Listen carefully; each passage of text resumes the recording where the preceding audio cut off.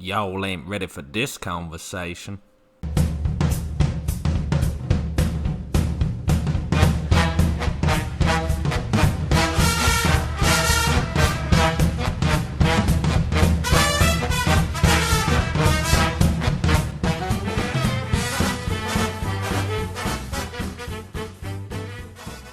Welcome back to Whiskey and Words. Tonight, we will try to disentangle the third body problem from the Chinese author Cixin Liu. Set against the backdrop of China's Cultural Revolution, with an alien civilization planning an invasion of Earth, this book wades neck deep into a quagmire of normally unsavory combinations: particle physics, existential philosophy, role-playing video games, and hardcore scientific explanations. However, from this swamp emerges the winner of the 2015 Hugo Award for Science Fiction, a novel Barack Obama described as wildly imaginative, with the New Yorker heralding it the 21st century War of the Worlds. Accompanying tonight's galactic escapade is a famous friend from Tennessee, Mr. Jack Daniels, with an RRP of £26. I hope you enjoy the show. Welcome back, guys. So let's wade into that quagmire that I just said, and we'll start with, what do we think? Well, my overall impressions is it is a very good book. It is throwing a lot of interesting ideas. A lot of them are really thought-provoking, and also looked at what I thought was a very interesting period of history, which is the Chinese Cultural Revolution, which we'll talk about more later. And then it sort of goes slightly into the near future. So it's talking about the virtual reality, which will be hitting our shelves very soon, and the issues that will bring with it. Overall, for me, really good book. I had much more mixed emotions, I've got to say. I think, like you said, there are some really interesting ideas in there and concepts, particularly around the virtual reality game, and particularly some of the other kind of creative elements that he comes up with. But there were parts of the book which I just couldn't wait to get through. That I found a bit of a chore, that I found the pacing was kind of off on, where the characters seemed a bit flat. So there were parts of it where I found it really interesting and gripping, and then other parts where I was forcing myself to read it, which, gives me a bit of a mixed opinion of it, to be honest. So for me, I think the one thing I would give the author is ambition. You know, there can be no doubt in my mind that he really went for it with this book, and all credit to him. You know, he's tried to explore so many different dynamics with, alien civilizations, particle physics, combined with, cultural and political distinctions as they've gone through the ages. However, as somebody who really generally enjoys prose, it just really lacked that kind of concise, interesting narrative that I expect of a top class author. I would completely agree. Like, you could tell with this book that it was written by an engineer or a scientist. It wasn't written by an English student. We language student. Under-egg the Hugo Award that he won. I mean, I looked it up, and I'd never heard of it before, but I looked it up, and it's a pretty esteemed company he's keeping. Philip K. Dick's won it before, Isaac Asimov, the guy who wrote Starship Troopers. Robert Heinlein. There you go, yeah. So, to win it, and to be also the first Chinese winner. And this is actually the first book that was published not in English that won the Hugo Award. So in the fact that, he is heralded as kind of the modern age grandfather, and even though the book was published in 2014, of Chinese science fiction, shows his massive influence on, maybe not the Western world, but on the Chinese audience. He is a massive influence, and that can't be denied, but there are flaws. Yeah. I was asking one of my Chinese mates about this book, and he said it is a very famous book in China. And it's important to mention this is part of a trilogy as well. Yeah. So the book clearly, leeways into what the rest of the story is going to be. Exactly. I'm sure all of you felt when you came to the very end of the book, you went, is that it? There wasn't really any closure at the end. More for me, it was like, thank God. Yeah, I mean, I did have a lot of funny feelings towards this one. It's frustrating because, like we said, I mean, some of the things that crop up in the book are so imaginative, and are so otherworldly, and it's really impressive how someone can just kind of formulate these scenarios in their head and explain them in a way that I'm not sure of the science behind the book, but he definitely tries to give everything he puts in there some scientific validation. To try and make it more believable. Yeah, exactly. To make sure that it doesn't just seem like fantasy. Yeah. I almost found that one of the problems of the book, though, is he goes into all this scientific depth. And for me, the way he should have done it is give a really concise explanation and then just footnoted the scientific, like if you want to read this type of particle physics, please see this paper. Oh, see, I'm quite the opposite. For me, personally, him trying to explain how it could be possible is very important to me. Otherwise, it just becomes like magic. I mean, that's not a book of, if you want to read bloody... particle physics, read Stephen Hawking. I studied engineering at Chinese university. Engineer. I didn't study law like yourself, so we come from very different backdrops reading this. I do agree with Matthew, because when I went onto Reddit to just like get a gauge of what other people have maybe said about this book or thought about this book, I noticed that clearly the people who are drawn to science fiction the most are people who come from, maths backgrounds, engineering backgrounds, science backgrounds, and they had a lot of questions about the genuine science in the book, and all of their qualms seemed to be about like little points he'd made where they thought the science was a bit flimsy. But little so points. Bizarrely, I think actually if you're a science fiction writer and you're writing for a science fiction audience, you almost do have to give all that explanation. Like you do have to show your proof in a way, because that's the people who are going to be reading it are going to be looking for it, and they're going to be there like, that's not believable. Like they almost forget the science, the fiction part of science fiction. I suppose when you compare this to the Da Vinci Code, like the Da Vinci Code appeals to maybe more people who are literary connoisseurs. Yeah. But the actual fucking facts that they enveloped into that book were fiction, like complete fiction. Yeah. And yet that had a kind of a highbrow audience, even though it was based on complete nonsense. While this book it's had to go into a bit more depth and actually have a bit more genuine credibility. Yeah. But for people who aren't, who don't understand the scientific process, as I would happily to admit. I mean, I felt like the logic part of my brain had to reactivate to understand some of it. A part of my brain that I hadn't used in a very long time. To actually, when, he's laying down... Well, he's talking about 11 dimensions, and he's trying to encapsulate how we could move from being a 4-dimension species into a potentially 9-dimension species, and the possible implications of that in making a supercomputer that is a proton. I'm sorry, that is not just like you. And he does it for a long time as well. That was the longest chapter of my life. Oh. I will tend to agree with you there. When he was because obviously we're getting into really abstract physics here. This is not understood by the majority of engineers. Of course, it's not understood by engineers who work in 3 dimensions. Yeah, I mean, sorry, maybe you understood draw a it, cube.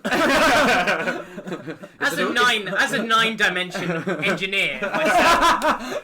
I do remember once going into a lecture, and for some reason the lecturer wasn't there, and we had a physics student teaching it, and he said at one point, "You guys should consider yourselves lucky. You're only having to deal with 3 dimensions. I have to deal with 8." And all us engineering students were like, "Get out of here." I bet he gets so many women. But no, I will tend to agree with you. When he was trying to legitimise the folding of the different dimensions, for me that got a little bit tiresome. But that was just one part that got a little bit tiresome. In general, I was really impressed by the explanations he gave. So I guess the main question, or something to cover off, is the actual themes of the book. What does it touch upon? What are the key elements? I think there's quite a few to work through there, to be honest. The destructive nature of humans. Yeah. It's a big one. I think it starts off... Well, this is an interesting point, actually. In the English version, it's different to the Chinese version. So in the English version, the Cultural Revolution chapter at the beginning is put to the front, while in the Chinese version, it's actually put at the end of the book. And it's because they were quite concerned about the Chinese censors and how they would interpret this book. Yeah. But the author felt with the Western audience, it needed to give some kind of backdrop to what's happened. And it's absolutely fascinating as the Western audience. We never really hear about the Chinese Cultural Revolution. Of course, we hear about the French Revolution and things like that. But the Chinese Cultural Revolution is hugely significant. But for China, it's something that would rather be forgotten sometimes. So I can see why he changed the order. I thought that was quite risky. When that was the first chapter of the book, it kind of took me back a little bit. And then obviously read a little bit more about the author, and it didn't seem so counter-revolutionary. Yeah. But there was some interesting symbolism that he invokes in the latter part of the book about the role of the individual. I mean, he's quite flattering to democracies, is what I found. He seemed to give quite a lot of analogies about how democracies were this sacred flower that blooms very, very rarely, but when it does bloom, it's a very precious flower. Yeah. While when he's comparing the alien civilization that's about to invade Earth, he looks at them in more of a kind of hive mind, in which they're not about the individual; they're about survival of the civilization. Exactly. And I don't know. For me, when I read that, I was like, "Whoa, this is dangerous," because you're saying that the role of the individual should be hugely important, which is more of a Western analysis on how life should be, against more of a Chinese narrative, which is more about the culture must thrive and survive. And I thought that was a very interesting... I wouldn't say it was so controversial. He's weighing up the two in the book. Yeah. Well, that's quite controversial, no? But I would say being more controversial is just definitely going against one rather than trying to weigh the two up. Well, one he's described as the alien invaders, and the others he's described as humans, who are going to be eventually, you'd imagine, the heroes of the novel. Well, the humans that are destroying their own planet at a rapid rate. Which is Yeah. also quite damning on humanity. And which shows a need. He's like maybe even demonstrating a need for us to become more disciplined and less self-indulgent. No, I mean, there's definitely the argument is definitely put on the table about how humanity is a waste of space. And I think one of our discussion questions will touch on that. And, I've got a lot of time for that narrative. I think the three big themes are, like Matt said, the destructive nature of humanity, the search for life outside of our planet is the second theme, and then also the, I suppose, nature of science as well. Yet should science progress in the way it should be? Yeah, to what degree is science benefiting us and how? And obviously into that, the distinction between and we see it now, science and then this anti-scientific attitude that is still developing, and with COVID we see it developing, and anti-vaxxers are essentially anti-science, and so for me those are the three main themes. I was watching an interview with Cixin. Of Liu. course you were. I was reading. No, not reading. No. Who does that? No, I was watching an interview with Cixin Liu, and he was talking about his fears about Trump, he saw Trump as this sort of anti-science figure, this guy that sort of goes back on traditional values, is not wanting to progress, becoming more insular, and he sees that as a bit of a fear. Yeah, no, hopefully we do touch on that. And I think it's important to mention that the author by trade was a computer engineer. That's what he trained as, and I think that's what he did as a job for a long time. Because I think between his first novel and this one, there was an enormous gap because he wasn't actually a professional writer. He wrote a short story in 2012 that got a bit of acclaim. Yeah. And then 3 years later, he actually put out this book, and obviously one of the wider. I think it was #1 book sold in China for a year. But I think he wrote pretty amazing. Yeah. He wrote his first novel in 1990 or something, Oh, and really? then didn't write another one for pretty much 10-12 years, and he just lived out a normal life until this came out. Yeah. So he had spent most of his adult life just as a normal Average dude, computer yeah. Well, engineer. he was an average engineer working in a coal power plant. So saving the planet. Got to make it more efficient. Hey, it's clean coal. So I suppose tail ending from our thoughts on the book, what do we think are the strengths and the flaws? Well, strengths first. What were the good parts? I think for me, ambition. I always like to see, especially with the sci-fi domain. I've read Michael Crichton, who does Jurassic Park, which for example takes a very very nuanced view of, say, how we could potentially make new types of genetic models and put them into our modern era. Now that is interesting, but it's not what I call sci-fi. It's like it's just taking a tiny bit of normal fiction and making it a bit more interesting. at least with this, he really does throw himself in the deep end and says, okay, we're going to go and we're going to apply quantum science, we're going to apply nanochemicals, and we're going to try and see what that would be in 100 years' time, or 1,000 years' time, or 5,000 years' time. We're going to have alien civilizations, we're going to have, disparate relationships between people who are pro-alien, against alien. And so, yeah, in terms of ambition, I think that's, wow. The book really, for me, it's 10 out of 10 on ambition. And like we said, for better or worse, he meticulously backs it up. He gives all the validation he needs to. It's a scientific paper of a novel. Yeah, no, exactly. Something I found from the first half of the book was it actually gave me a lot of fear. Like, he talks about how you're doing an experiment, and you do the experiment once, and the second time you should get the same result, but you get a completely different result. And then you get into this chaotic realm where you can no longer predict anything. And for me, coming on, looking at it as a sort of a more scientific view, that would scare the hell out of me. The fact you can't replicate one thing, the same after the same after the same. That is like the fundamentals of science and stable society, that we know when we, turn our key in our car, the car's going to turn on. It's not going to explode. He's drawing upon something that's very fundamental, which is reliability. Something has to be the same again and again and again. And when that disappears, everything breaks down. And I think, for me, that really drawed a fundamental fear that you can't predict change. Which is essentially what the book title is about. The three-body problem is three bodies of mass that are so far unpredictable. Yeah. No one has been able to calculate how they should move together. Which is a fascinating no idea calculation in itself. Can be put That's on crazy, paper. Isn't it? It's You almost think futile. on such a simple idea that three objects, like, it could be nano... Well, actually, nano... Compute. But, just even three things with mass, you can't put a calculation that would be able to entwine all of these three... I think every few years, I was reading about it, scientists create a way to, cover off 18 more scenarios or 10 more scenarios, but there's still no calculation you can put on paper that would tell you how three bodies of mass, if you put them together, no matter the scenario, should interact. Well, it's the everlasting chess game, isn't it? Yeah. It changes every iteration, so how can you put that into a calculation? I mean, that's my basic understanding.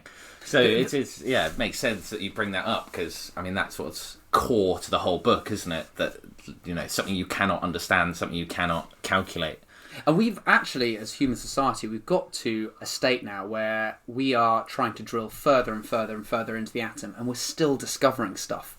And he's talking about nanoparticles because it's something where our fundamental knowledge might still completely change. I think for me, I agree with both of you in terms of its strengths. I think as well, it's part of that ambition is he does come up with just some really cool ideas and cool scenarios that are really fun to read and really interesting, and not something I've ever come across before. I think one of his other strengths though is not all of the characters are great, but some of the characters he creates are really interesting. I mean, there's one who's a detective, Sichuan. And to me, he was just a really great character, and he's developed really well through the book because there's this perception of it in the beginning that changes, and he goes from this kind of incompetent buffoon to someone who actually shows up a lot of important people later on in the novel, just with his own ingenuity and his own kind of very pragmatic approach. So I think there were some characters in there that were actually very, very good and notable. And so for me, that's a bit of a strength. Okay. Before we, bum like this, what were the negatives? How long have you got? It's the three-body problem. I'll say for me, the biggest one was pacing. I mean, fast and slow. Fast, slow, medium, slow, fast. I mean, it just was all over the shop. It didn't like build up. It just seemed to shift. I'm more fond of this novel than you two, but I would agree about halfway through the novel, he kept going back into this virtual world of the three-body problem, and I think he slowed the pace too much. Apart from that, it was all grand. And I find the actual crescendo of the book, the finale of the book, was a bit of a letdown. A lot of questions building into that finale, and they get answered, but in a very tame, overly indulgent I think way. all of us would have been more happy, though, if it had been a one-book novel. Because, of course, he would have come to a crescendo at the end. But the reality is we're reading a trilogy. So it's not going to come to a crescendo. He didn't hook me in to read the next book off that ending. If you read Harry I'll say Potter, that. I mean, each novel ends with this kind of big ending. And then it gets you back into the second book. Yeah. That's how you do a proper proper chronicled novels. I mean, Lord of the Rings, it didn't end with them being there like in the Shire again, like having 2 years of chill. It was like, oh shit, we've just fucked up. We've got Orokai coming. That's the type of ending I want. You know what? I read the ending of this book. I thought Yu Wenjie, the lady that first discovered the message from the aliens, I thought she was going to kill herself. I genuinely thought that was coming at the end of the book, and then it just ends with her looking at the sunset. Well, I thought that could have been a metaphor that she does kill herself. Anyway, yeah. Don't talk about that. I think for me, the thing that, again, it goes back to not pacing, but prose and also character development. And there's so many random shit. I mean, like, what's the philanthropist billionaire who Mike Evans? Yeah, Mike Evans. Yeah. Who the main female character meets randomly in this village next to her, who just happens to be a mega billionaire, who just happens to be, interested in saving the planet, who then just happens to, transcend into this. There's so many, characters who... Yeah. It just seems like somebody who doesn't know nuance, trying to develop characters. And look, I know... I don't feel this guy is... He's not a literary guy, He's somebody who likes big ideas. He's obviously grown up in a world of fantasy, and that's what excites him. But for a real great book, you need. I mean, even just thinking of George R. R. Martin. Is that right? Yeah. You know how he can still take that type of fantasy fiction, but he blends that nuance of understanding people, and through that he can kind of really create for me, quite a believable world that's based on fiction. Yeah. And I feel this guy just doesn't have that personal understanding of people to really make a great book. His default seems to be, and he did this with a lot of characters, is just make them morose and melancholy. Like, if he didn't know what else to do, he just made them a little bit... Or we're having a moment depressive. of reflection, let's just get them pissed. And a little bit, bitter and a little bit... It seemed like there were so many characters who appeared who he basically just described as being really moody. And that was it. And it was like he just didn't want to put the effort into actually cultivating them as a genuine he person. doesn't understand people. That's what it felt like. It felt like somebody who's trying to write about people who's never really engaged with people. I would think most sci-fi authors are going to be quite similar to this. Like, a lot of sci-fi novels I've read are quite similar to that. There's not that much development of the character. It's, wow, how wonderful this is. Wow, how wonderful this is. You're not really seeing a huge character development. No, but then saying that... Actually. But, I mean, as I just said, George R. R. Martin uses fantasy. But that's fantasy. And I don't think that's an excuse. But I think with fantasy, now that Matt's mentioned it, there is a difference because you always have the anchor point of, J.R. Tolkien, who literally created his own language as, a supplement to his fantasy. So there's almost this allowance to just be a lot more expansive of fantasy, maybe, than there is sci-fi. And I've also read Robert Heinlein. I can't remember... I know he did Starship Trooper, but I read another book of his, which was absolutely fantastic because he went into all these galactic species and how they do trades differently. So, for example, one people would not accept money, but they would accept money after doing a certain type of trade negotiation. It was like going into different cultures and how they are gift cultures. It was basically using how different human societies would be and applying those to all the different planetary people from different galaxies. And the way he wrote it was... It gave a real kind of, context. You could base it on how humans maybe are, but you can put them into their own galactic race, and it was. I just don't think that's an excuse, if I'm being honest. No, my biggest gripe was towards the ending. If I'm honest, that was a bit which I just wanted it to end. The final third chapter from the end or chapter from the end. Which is that really... Well, it felt really extensive. For all I know, it could have been 5 pages, but it felt like 100. And he's getting into such granular detail about the science. And it's not necessarily the end I of the book. felt like even if I understood the science, it would still bore me. Like if I'm a scientist by trade, if I'm a physicist, I'm reading a book so I don't have to probably read about physics. Probably so I can read about the fun parts of physics. I would tend to agree with you. If you ever watched Twin Peaks, it makes itself believable at the end and then it goes to complete fantasy. And it's okay because it makes itself believable at the beginning. You don't mind if it goes into fantasy at the end. And similar with this book, you've got used to it trying to legitimise its believableness. And towards the end, you don't need it to be doing that. You can just let the story flow. And he's still at the end, he's trying to describe a bit too much. Well, he's also ruining... Part of it was there was always... the part he describes at the end was something that was kind of mysterious.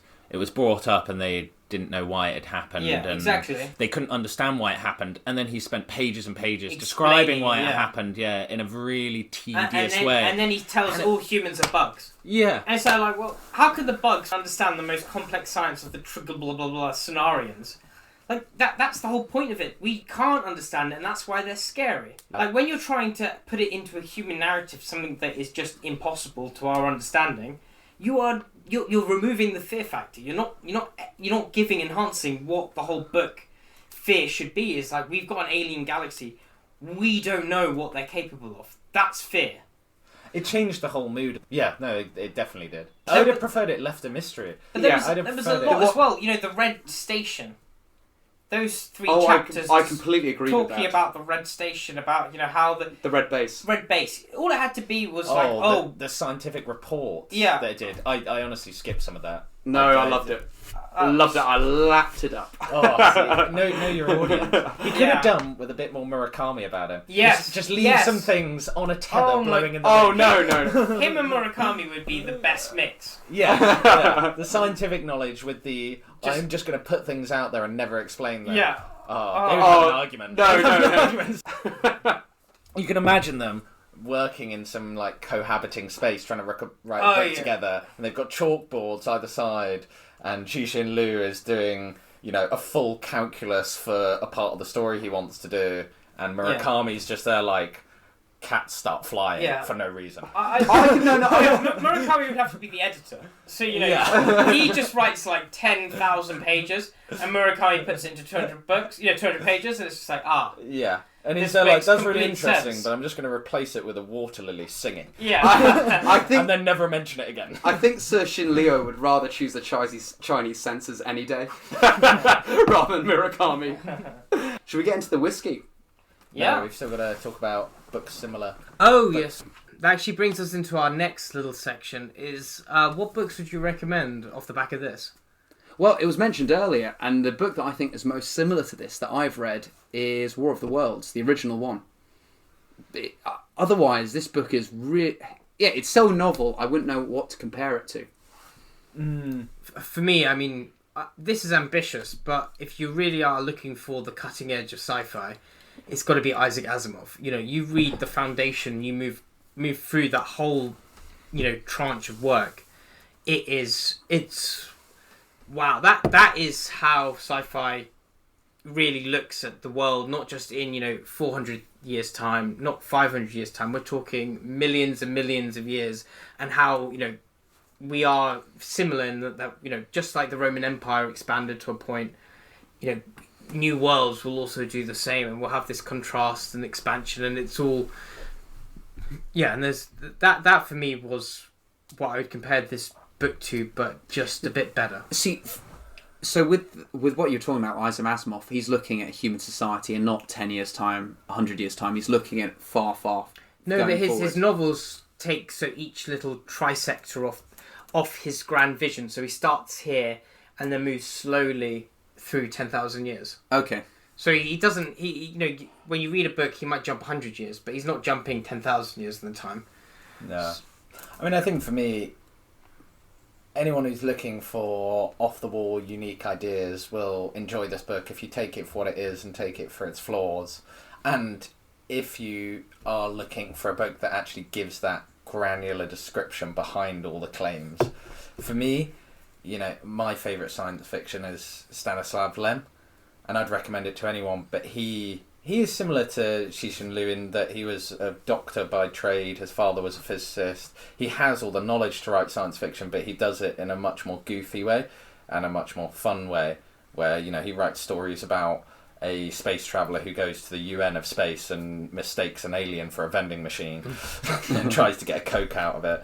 And is it just a little bit more like trivialised in terms of space travel, but it still has all, you know, the science behind it. So like a surrealist version of this. In a way, but it's you know, everything he writes is based in science. Yeah. And he, you know, Stanislaw Lem writes a collection of short stories called the DIARIES, which are really interesting, and each of those almost takes like a little scientific or physics situation that he kind of pokes fun at.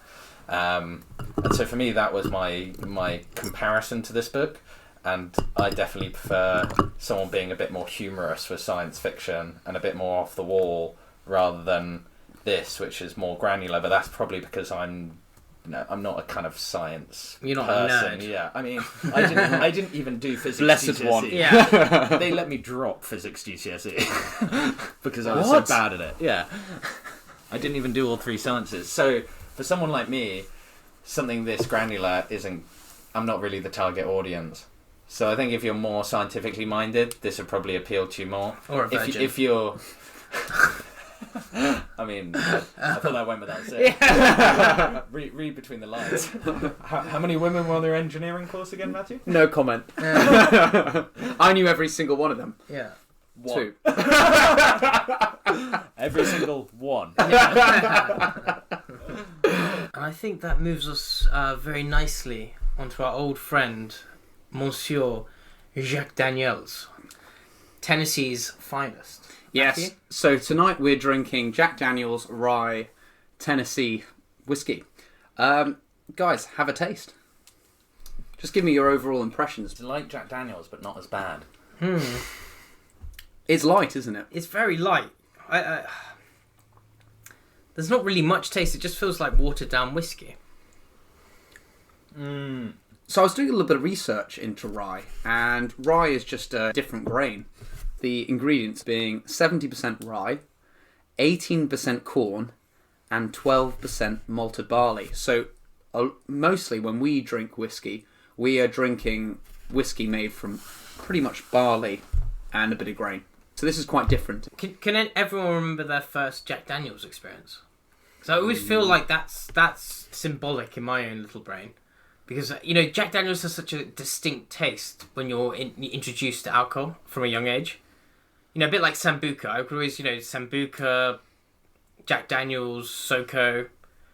I remember Jack Daniels was the spirit everyone wanted to drink. I also When we moved on spirits, because it was like the rock and roll I whiskey. always thought it was the metalhead type of drink to have. Well, exactly. It had the coolest bottle as well. I don't know, there's Yeah, something with the about black label. Yeah, it looks Yeah. rock and roll, doesn't it? And they always nailed their... Whenever you saw it advertised anywhere, it would be like a picture of Nikki Sixx downing it, you know, heroin needle falling out of the arm. As a teenager, you're there going, oh, Exactly. so cool. I could so be that. cool. Yeah. Okay, let's start with the nose. Let's have a quick smell.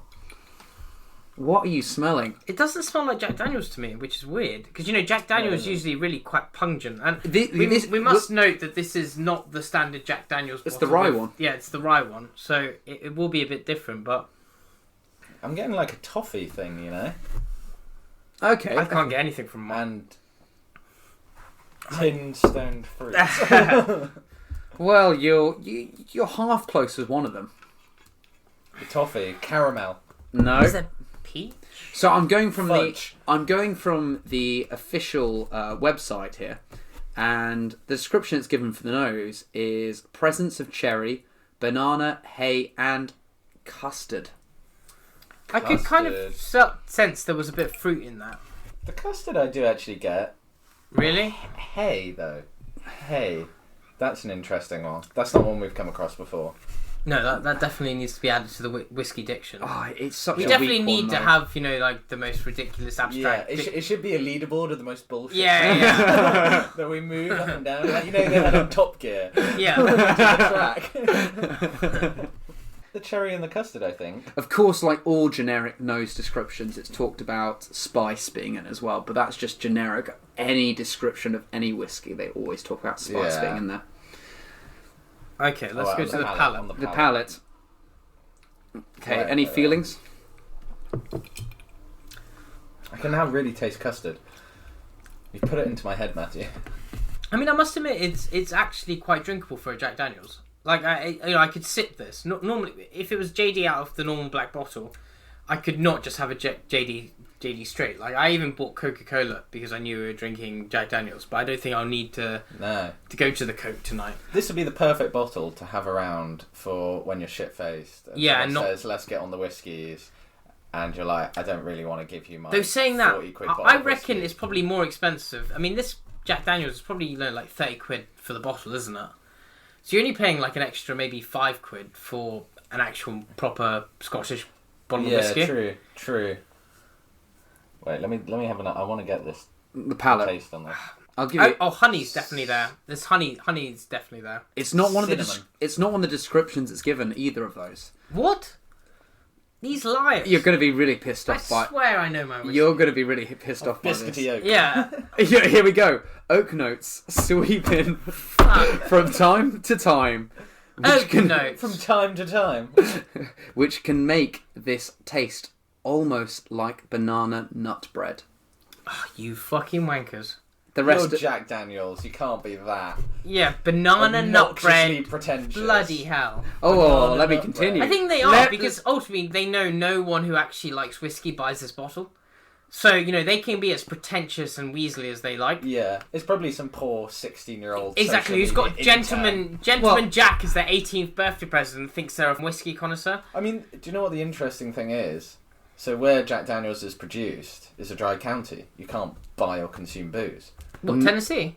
In the county that it's produced in, it's a dry county. Oh, so the state you can, but the county you The can't. state, yeah, but the county is a dry county, so you cannot buy JD in the county it's made in. What? And you can't technically drink it. I mean, it's just Pretty like much, nonsense. We should get the best, gin from Saudi Arabia. I mean, that is just utter nonsense. That's probably why they keep talking about bananas in here. Yeah. I've never even tried it, but... I mean, who are their whiskey tasters? They literally can't even try their product. Yeah. Well, they might have tasted it before it fermented. I mean, maybe you can drink it in a dry county. I know it is a dry county, so you can't buy booze where it's produced. So maybe you've got to brew your own. Okay. Yeah, or just go across county lines and do the old moonshine run. Okay, so I'm not going to ask you about the finish. Okay, I'm just going to read off the description. It's odd in that this mild finish is lacking in both flavour and mouthful feel. It's a very straightforward affair with a singular focus on oak and accompanying dryness. The lack of spice is really felt on the finish because it would have added an extra dimension that's missing. The weak flavour body of it finish does. This almost sounds like a three-body problem. Have you translated this into Chinese and then back to Yeah. English? Well, now This is the three-body problem. Isn't You it? know- We got the Trisolar laureates. you know what I'm You realizing. just need some nanoparticles. You know what the reason I was so hesitant is I was thinking, why the hell is Jack Daniels being so piss poor on their own whiskey? And then I realised it's from another website. That's why I was really confused. No, they're not so positive on the finishing palate. I would say this is a good whiskey for people who are looking for an Introductory, yeah. introduction to whiskey. Yeah, it's very Easy going. It's soft on the palate. Yeah, I feel like, what this is good with? If you were combining it with a mixer, I feel this is actually an ideal whiskey. Because it doesn't have too many notes. It's pretty bland. If I was using a nice whiskey that you actually could drink and taste all the flavours, then I'd feel really damned about adding a mixer. But this, I think, if I added a mixer, I'd be like, actually, fair. It probably wouldn't go down that badly. So I think the distinction with this compared to normal Jack Daniels is that it's got a bit more spice behind it.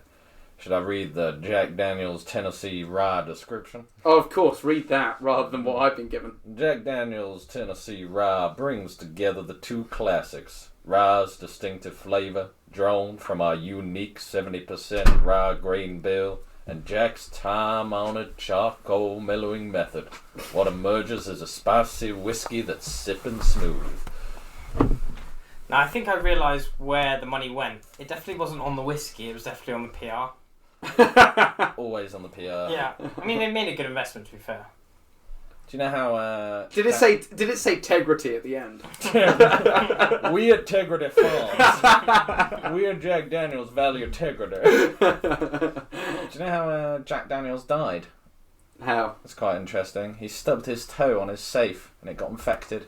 And if you go to the Jack Daniels distillery, you can see the safe that killed Jack Daniels. Jack Daniels. Anyway, on that interesting nugget, good night, and we'll see you soon on Whiskey and the Words.